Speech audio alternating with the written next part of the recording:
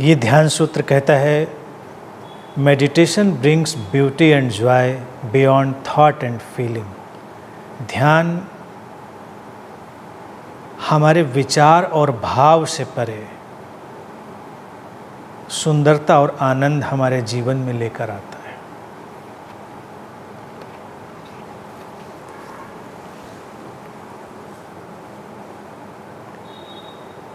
हमारे विचार और भाव से परे सुंदरता, यानी कि जो वास्तविक सुंदरता है, ध्यान उसको लेकर आता है। ध्यान जीवन को सुंदर और आनंदित बनाने की प्रक्रिया ही है। सूत्र का जो कहने का ढंग है वो यही है कि लेकर आता है आनंद और सुंदरता। इसका तात्पर्य यही हुआ कि ये सुंदरता और आनंद में प्रवेश की प्रक्रिया है, जीवन को ज़्यादा सुंदर और आनंदित, इसी को सच्चिदानंद कहते हैं। ध्यान उस सच्चिदानंद में प्रवेश है, सत्यम शिवम सुंदरम में प्रवेश है। अब सवाल क्या है कि जो सुंदरता और आनंद या जॉय और ब्यूटी जो व्यक्ति अपने जीवन में जानता है, कई बार वो उसके विचार की उपज होती है। कई बार वो जैसा भाव अपने भीतर रखता है उस हिसाब से सुंदर असुंदर मानता है। अगर हम लोगों के अलग अलग मतों को, धारणाओं को देखें तो उनके सुंदर असुंदर की परिकल्पनाएं अलग हो जाती हैं और फिर उसी के आधार पर उनके जीवन में किस तरह का जॉय आएगा, आनंद आएगा, वो भी फर्क हो जाता है। एक किसी अलग मत का व्यक्ति है मान लो, और वो किसी पशु को सुंदर मानता है, और दूसरा अलग मत का है, अलग विचार का है, वो उस पशु को सुंदर नहीं मानता, उसको वो सुंदर नहीं दिखेगा। पशुओं के मामले में ये बात है ना, तुम देखो कई धार्मिक लोगों के लिए कुछ पशु बड़े पूजनीय हो जाते हैं, कुछ पशु बड़े निंदनीय हो जाते हैं। तो सचमुच में क्या वो निंदनीय और पूजनीय हैं, या वो उनका विचार मात्र है? उनकी जो भावनाएं बन गई हैं, जो उनकी कंडीशनिंग से बनी अंतर्निहित भावनाएं, वही उनके ऊपर हावी हो जाती हैं। फैशन में भी देखिए, जो सुंदरता व्यक्ति लाने की कोशिश करता है, वो भी एक विचार है, एक आइडिया है, थॉट है कि ये सुंदर है। क्या वो सचमुच में सुंदर है, ये एक अलग विषय सोचने का हो सकता है।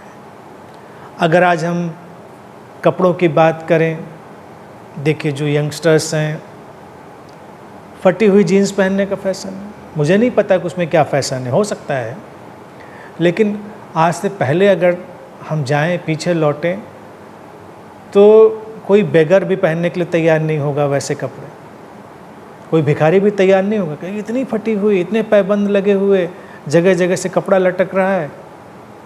लेकिन विचार बदला, फैशन बदला, तो सुंदरता का जो देखने का नज़रिया बदल गया, तो लोगों को वैसे कपड़े सुंदर लगने लग गए। यही सुंदरता हर जगह हो सकती। अब जॉय कहाँ से आता है? उस विचार के बाई प्रोडक्ट के रूप में उसको अनुभव करता है। आज के वक्त में अगर हम इस जीन्स का ही उदाहरण लें कि एक व्यक्ति ने पूरी बिना फटी हुई जीन्स पहनी है, वो दुखी हो सकता है, वो जॉयफुल नहीं हो सकता। और एक व्यक्ति जिसने फटी हुई पहनी है, उसको लगेगा मैं बिल्कुल फैशन के साथ कदम मिलाकर चल रहा हूँ, तो वो बड़ा खुश अनुभव करेगा। अब ये खुशी सचमुच में खुशी है या ये स्यूडो हैप्पीनेस है, स्यूडो जॉय है?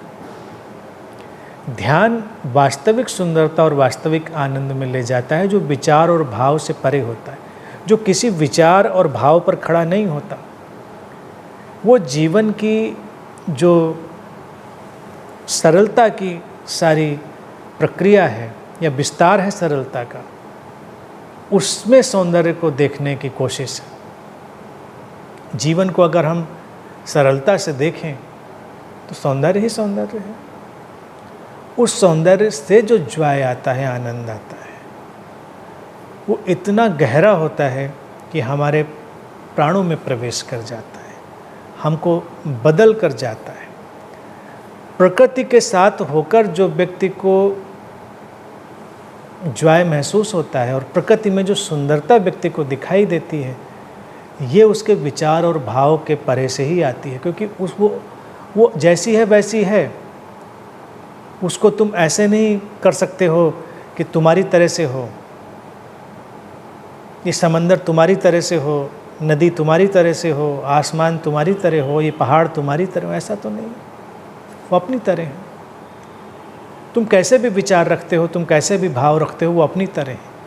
तो उनका जो सौंदर्य है और उस सौंदर्य से जो जॉय, जो आनंद जीवन में आ रहा है, वो बिल्कुल फ़र्क है। ध्यान में व्यक्ति इसी तरह के सौंदर्य और आनंद में प्रवेश करता है, और विचार भाव जो उसके ऊपर आरोपित किए गए हैं या उनको उसने खुद अपने ऊपर ओढ़ लिया है, उनसे वो धीरे धीरे हटता चला जाता है।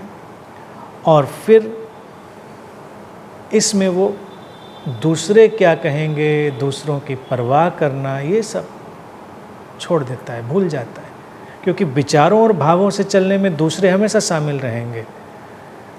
और जब सचमुच के सौंदर्य और आनंद में प्रवेश करोगे तो वो एग्जिस्टेंशियल होगा, जागतिक होगा, एक्चुअल और वास्तविक होगा। ध्यान उसी एग्जिस्टेंशियल और एक्चुअल ब्यूटी और जॉय में ले जाने की प्रक्रिया है।